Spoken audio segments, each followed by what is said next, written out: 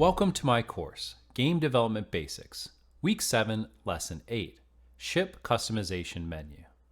In the last lesson, we talked through setting up an unlock system so that we can unlock new ships and new weapons, and I showcased this new ship selection screen, where we can see the ship information down here and how they compare to each other, and we can also select between the different starting weapons for our ship.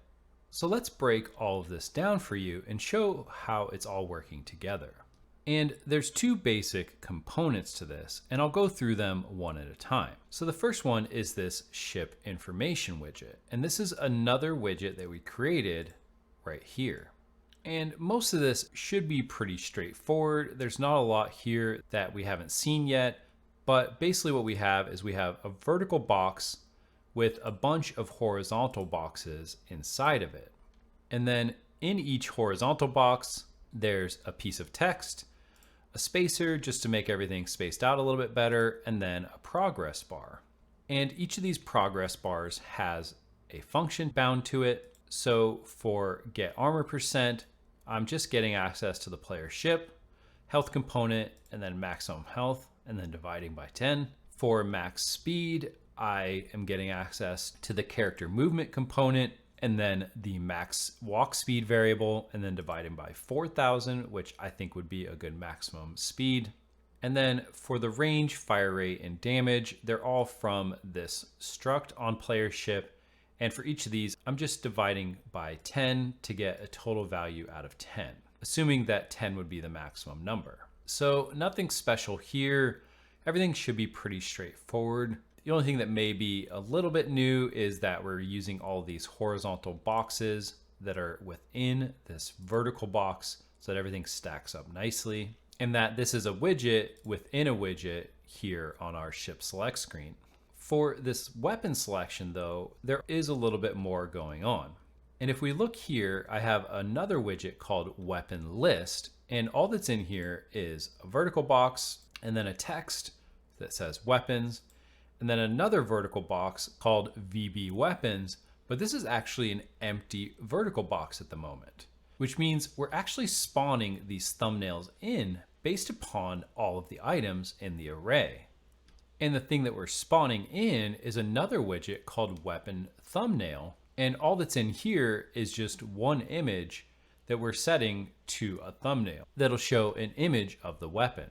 All of this was set up previously in the live stream I did. And if you watch that live stream, you will hear me say that this may not be the most elegant way to implement this behavior. However, the primary focus was really just to get it working so that I could showcase for you the ability to select between different weapons. So here in our weapon list blueprint, on begin play, we're getting access to our game instance and then that unlocked weapons array. And we have a for each loop here, and we're taking those unlocked weapons, each item in that array, and we're just gonna spawn that actor into the world. Now, the reason we're spawning this is because we need to get access to some of the variables that are on the weapon. This is the part that maybe isn't the most elegant way. There probably is a better way to do this. If you do choose to do something like this in your game, the most important thing is that you remember whenever this function is done, to destroy that actor. Otherwise, we're gonna have a bunch of these spawned into our level, and that may not look great for your game. So after we spawn that actor, we're gonna create a new widget, and that's going to be of type weapon thumbnail.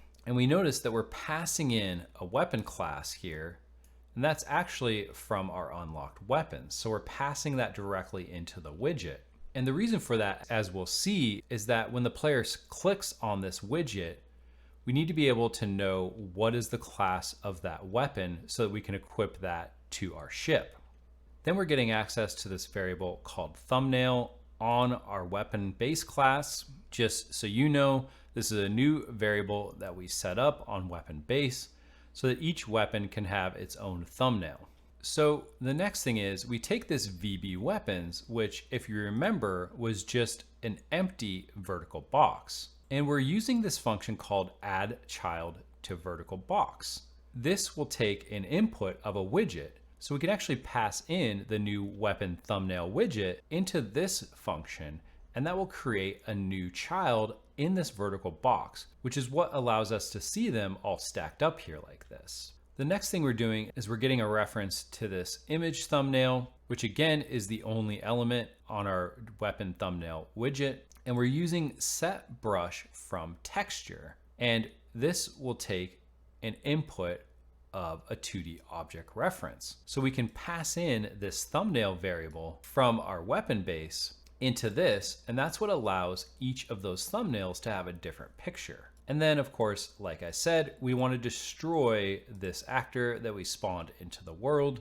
And this is pretty much handling that functionality. We can see all of those weapons lined up. But there's one other functionality, and that's when we select on one of those weapons, it's going to re-equip it to our player's ship. And this is being handled through the weapon thumbnail widget.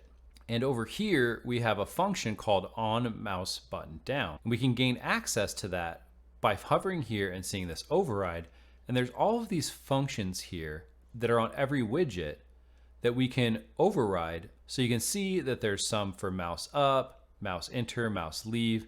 So a variety of functions for widgets. And these are things that you would use if you had UI elements in your game that the player needed to be able to click on. And here in that on mouse button down function, we're getting access to our game instance, and then our starting weapons, we're clearing it out and then adding to this array of weapon class. And this is that BP weapon base that we passed in back here. And this functionality should look similar. It's actually the same functionality that we're doing when we click on the right or left button in that ship select screen. And if you remember, all this is doing is getting rid of the old ship and then spawning a new one in. So here we're basically doing the same thing. We are taking that player ship, we're calling death processing, which is going to destroy all of the weapons and then destroy that ship. And then we'll get access to menu game mode and do spawn ship of selected ship, which we're getting from our game instance.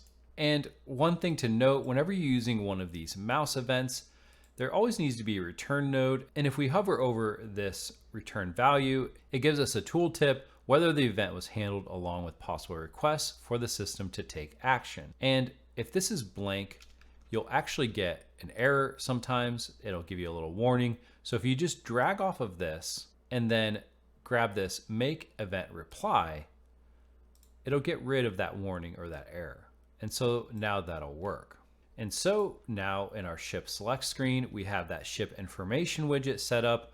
We also have our weapons array, so we can select between the different weapons that we've unlocked. So this functionality adds a lot of flexibility to the player to be able to set up the ship the way they want before they start each level. And this will allow for a lot of strategies. If there's some levels that require a different arsenal of weapons, the player can equip that and get ready before they go into that level.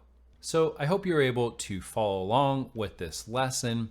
Like I said, this lesson was live streamed, so if you have any issues, you can go and watch the live stream and watch me do all of this in real time. And hopefully that will be able to answer any questions you have, or maybe if I missed something, you can find it in that live stream. If there are any questions, please feel free to reach out to me in the comments. Let me know if I missed something. Let me know if something wasn't quite clear. Or you can also reach out to me on my Discord, and the link for that will also be in the descriptions. And right now, this game is pretty much coming together. There's a lot of new functionality that we've created this week to really make this a dynamic game. But currently, the player can only have access to one level. And we want this game to have multiple levels. We want the player to be able to play each level even multiple times and try to collect rewards.